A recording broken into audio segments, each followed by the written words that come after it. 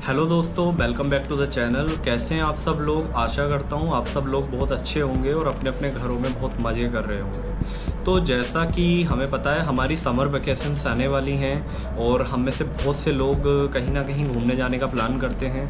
तो आज का जो हमारा टॉपिक है वो हमारी one of the favourite Kedarnath यात्रा के बारे में है। हम में से बहुत लोगों का ड्रीम होता है कि लाइफ में एटलीस्ट एक बार केदारनाथ जाया जाए।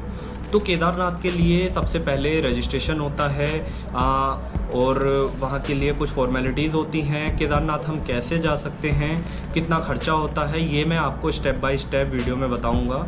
तो बिना किसी देरी के वीडियो को लंबा किए बिना स्टार्ट करते हैं कि सबसे पहले हम बात करते हैं केदारनाथ यात्रा के लिए रजिस्ट्रेशन की। रजिस्ट्रेशन उत्तराखंड की वेबसाइट, एक ऑफिशियल वेबसाइट है चारधाम यात्रा करके, जिसका लिंक मैं आपको डिस्क्रिप्शन में दे दूंगा। एक व्हाट्सअप नंबर से के थ्रू भी आप चारधाम यात्रा का रजिस्ट्रेशन कर सकते हैं, जिसमें केदारनाथ, बद्रीनाथ, गंगोत्री, यमुनोत्री और हेमकुंड साहिब, इन यात्राओं का आप रजिस्ट्रेशन उस व्हाट्सअप नंबर से कर सकते हैं, जिसका लिंक मैं डिस्क्रिप्शन में आपको दे दूंगा। दोस्तों, बहुत सारे लोग मुझसे ये सवाल करते हैं कि केदारनाथ यात्रा को हम कब कर सकते हैं। तो देखो दोस्तों, केदारनाथ यात्रा कपाट खुलने के बाद, कपाट जो 10 मई को सुबह 7 बजे हमारे खुलने वाले हैं, उसके बाद आप लगभग दिवाली तक कभी भी केदारनाथ यात्रा कर सकते हैं। अब बेस्ट टाइम कौन सा रहता है केदारनाथ यात्रा के लिए? तो ऐसा कुछ नहीं है, केदारनाथ यात्रा के लिए इस बीच में सभी टाइम बेस्ट होता है। बट स्टार्टिंग में अगर कपाट खुलने के जस्ट बाद हम केदारनाथ यात्रा को शुरू करते हैं तो केदारनाथ यात्रा में हमें ग्लेशियर वगैरह देखने को मिल जाते हैं, क्योंकि केदारनाथ में बहुत ज़्यादा बर्फ़ पड़ती है और वो ग्लेशियर धूप से इतनी जल्दी नहीं पिघल पाते हैं। तो उन ग्लेशियर्स का उन गर्मी के मौसम में हम वहाँ पर जाकर मज़ा ले सकते हैं। हम देख सकते हैं उस बर्फ़ को, बड़े बड़े बर्फ़ के पहाड़ होते हैं। अदरवाइज़ अगर हम दिवाली के बाद, दिवाली के आसपास अगर हम केदारनाथ यात्रा करने की सोचते हैं तो दिवाली के पास हमें वो ग्लेशियर वगैरह नहीं मिलते हैं, क्योंकि बीच का जो गर्मी का टाइम होता है उसमें लगभग वो ग्लेशियर पिघल जाते हैं। और बट वहाँ पर हमें एक बेनिफिट मिलता है, अगर हम उस दौरान यात्रा करते हैं तो हमें ग्लेशियर की जगह वहाँ स्नोफॉल देखने को मिल जाती है, क्योंकि ऑलमोस्ट विंटर का सीज़न आ रहा होता है और हमें उसके रूप में हमें स्नोफॉल देखने को केदारनाथ में मिल जाती है। तो ये डिपेंड करता है कि आप ग्लेशियर लवर हैं या आप स्नोफॉल लवर हैं। आपको दोनों चीज़ एक साथ नहीं मिल सकती।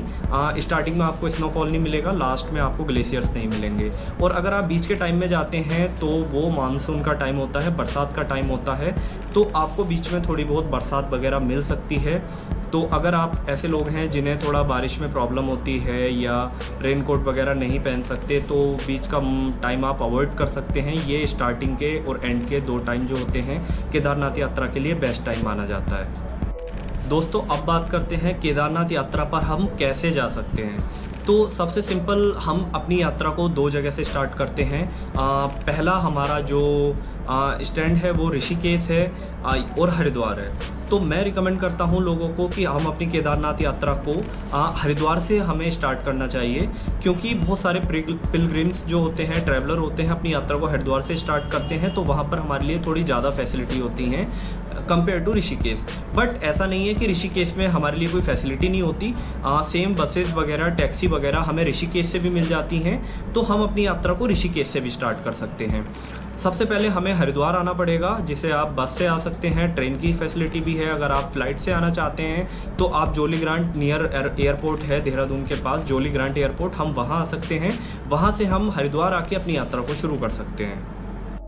अब बात करते हैं दोस्तों, अगर आप एक सोलो ट्रैवलर हैं, अगर आप अकेले यात्रा करना पसंद करते हैं, तो आप केदारनाथ कैसे जा सकते हैं।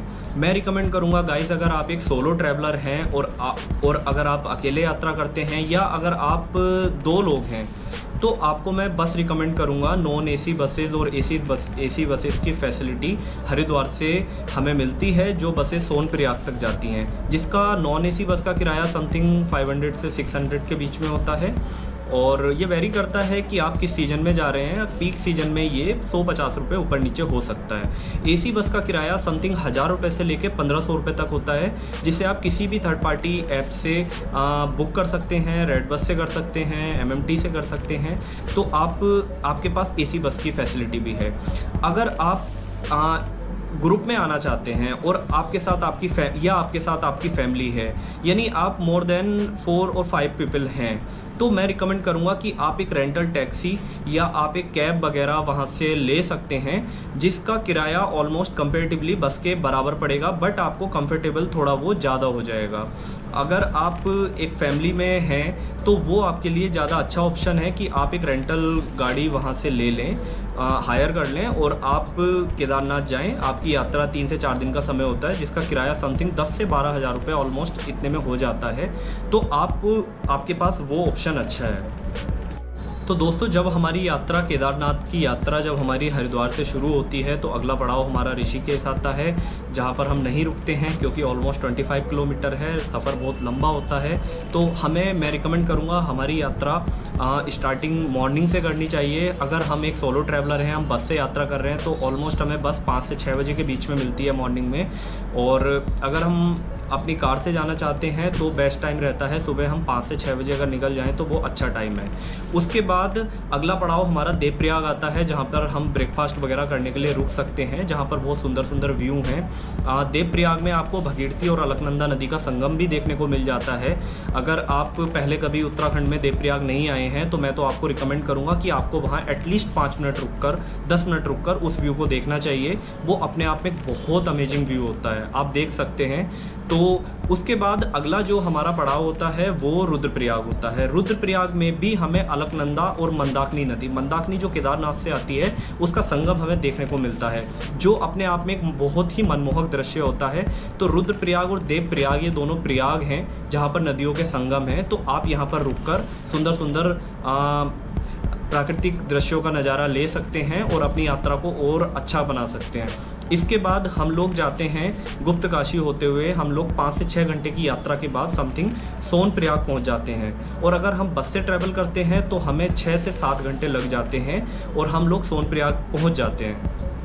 अब दोस्तों बात करते हैं सोनप्रयाग में जाकर हमें सबसे पहले हमारा काम होता है, क्योंकि वहाँ ऊपर जाके मतलब जब हाइट पे सोनप्रयाग का एल्टीट्यूड अच्छा है, जब हम वहाँ पहुँच जाते हैं तो हमें थोड़ी सी ठंड का एहसास होने लगता है।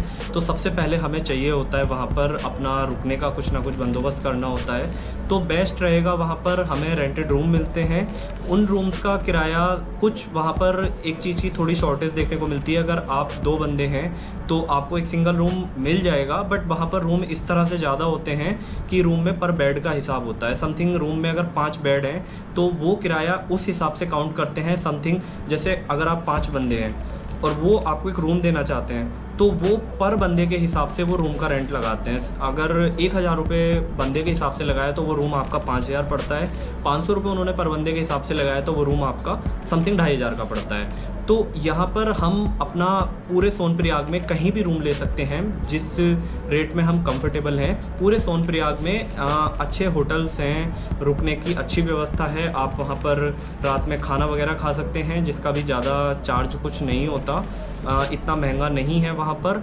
इसके बाद हम सो जाते हैं रात में। केदारनाथ यात्रा को स्टार्ट करने के लिए सुबह हमें जल्दी उठकर लाइन में लगना पड़ेगा और हमें गौरीकुंड के लिए टैक्सी पकड़नी पड़ेगी, जो एक गवर्नमेंट की तरफ से गाड़ियां चलती हैं, जिसका समथिंग 40 से 50 रुपये किराया होता है। आपकी जो टैक्सी होगी, रेंटेड टैक्सी होगी, अगर आप बस से आएंगे तो बस आपको सोनप्रयाग उतार देगी। जो आपकी रेंटेड टैक्सी होगी वो सोनप्रयाग में रुक जाएगी। फिर उससे आगे का सफ़र आपको अपनी फैमिली के साथ या ग्रुप के साथ या अकेले तय करना पड़ेगा।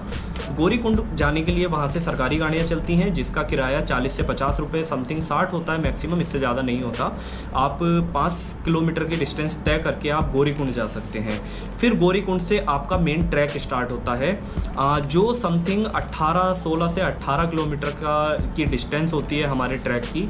तो हमारे पास वहाँ पर बहुत सारे ऑप्शन होते हैं। अगर हमारे साथ कोई ऐसा बंदा है जो चलने में उस टाइम पे थोड़ा सा असमर्थ है तो हम लोग खच्चर वहाँ से ले सकते हैं। खच्चर की फैसिलिटी होती है। आप पालकी ले सकते हैं, जिसका किराया सीज़न टू सीज़न डिपेंड करता है।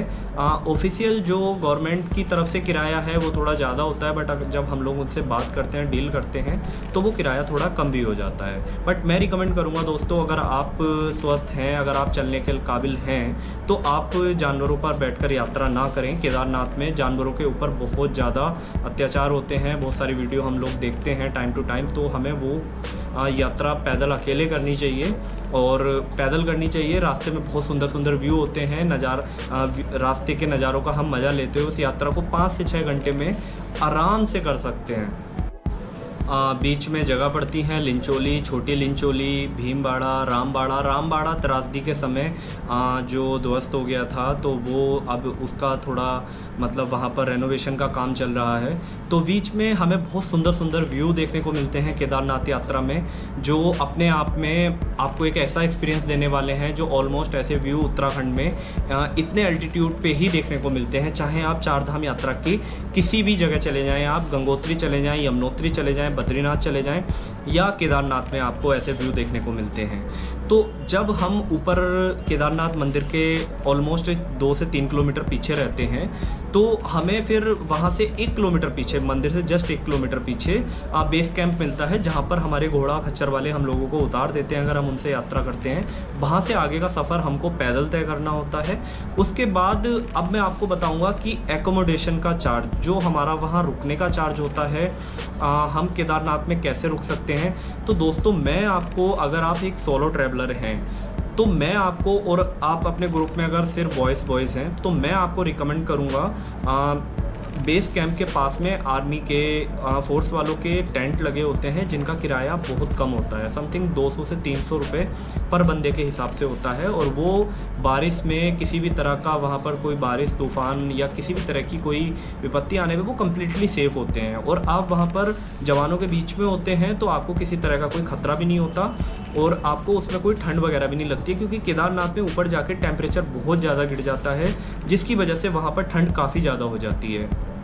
अगर आप वहाँ ना रुक के मंदिर के पास में, अगर कहीं जस्ट मंदिर के पास में रुकना चाहते हैं, शाम की आरती देखना चाहते हैं, तो मंदिर के पास रूम का जो किराया होता है वो ऑलमोस्ट बहुत ज़्यादा होता है। वहाँ भी यही हिसाब होता है सोनप्रयाग वाला, कि आपको पर बंदे के हिसाब से देना होता है। मिनिमम टू मिनिमम वेरी करता है कि आप किस सीजन में जा रहे हैं। पर बंदे का 600 से 700 रुपये किराया लगता ही लगता है। अगर आप ऊपर जाकर वहाँ पर टेंट वगैरह की फैसिलिटी होती है, जो कैंपिंग टेंट होते हैं, मैं रिकमेंड करूँगा उन कैंपिंग टेंट्स में हमें नहीं रुकना चाहिए, क्योंकि बहुत बार ऐसा होता है केदारनाथ में बहुत तेज़ बारिश आती है, आंधियाँ चलती हैं, तो रात के समय ऐसा हो सकता है कि हमें उसमें डर लगे या हम उस चीज़ को थोड़ा सा, वो हम पे बुरा इफेक्ट डाल सकता है, तो हम उसमें ना रुकें। तो मैं रिकमेंड करूँगा, आप अगर मंदिर के पास रुकना चाहते हैं तो आप वहाँ पर रूम लेकर रुक सकते हैं। अदरवाइज़ आपके पास बेस कैंप वाला अच्छा ऑप्शन है, आप बेस कैंप में रुक सकते हैं। अब हम बात करते हैं मॉर्निंग में केदारनाथ के। जब हम दर्शन करते हैं तो हमें जल्दी उठ के स्नान करके लाइन में लग जाना चाहिए, क्योंकि आजकल केदारनाथ में भीड़ बहुत ज़्यादा बढ़ रही है। तो दर्शन करते समय हमें लगभग 1 से 2 घंटे लग जाते हैं, और हम मॉर्निंग में जितना लेट उठते हैं, लेट करते हैं, उतना हमें लाइन में ज़्यादा लंबा लगना पड़ता है। तो ये आपके दर्शन को 1 घंटे के, 2 घंटे के दर्शन को 5 से 6 घंटे भी पहुँचा सकता है, अगर आप लाइन में देर से लगते हैं। दर्शन ख़त्म करने के बाद आप भैरवनाथ मंदिर जा सकते हैं, जो केदारनाथ से समथिंग 800 मीटर की डिस्टेंस पर है। और मैं रिकमेंड करूंगा कि आपको वहां जाना चाहिए, क्योंकि वो पहाड़ की हाइट पर एक बहुत सुंदर भैरवनाथ का टेम्पल बना हुआ है, जहां से आप पूरी केदार वैली का नज़ारा देख सकते हैं। और वहाँ पर पहाड़ों पर पड़ती हुई बर्फ़ पर जब सूरज की किरणें पड़ती हैं, तो वो अपने आप में बहुत ही मनमोहक दृश्य होता है। तो इस तरह से आप दोस्तों अपनी केदारनाथ की यात्रा को सफल बना सकते हैं। अगर आपके मन में केदारनाथ यात्रा के लिए किसी भी तरह का कोई डाउट है, कोई क्वेश्चन है, तो मैं अपने इंस्टाग्राम का लिंक बायो में डाल दूंगा, आप मुझे वहां जाके डीएम कर सकते हैं, या आप कमेंट में किसी भी तरह का कोई सवाल आपका है तो आप मुझे कमेंट में पूछ सकते हैं। मैं पॉसिबली आपके सवाल का जवाब देने का प्रयास करूंगा। और दोस्तों, अगर वीडियो अच्छी लगी हो तो चैनल को सब्सक्राइब करना ना भूलें, वीडियो को लाइक करें, शेयर करें अपने उन दोस्तों के साथ जो केदारनाथ जाना चाहते हैं। I wish you all the best. अगर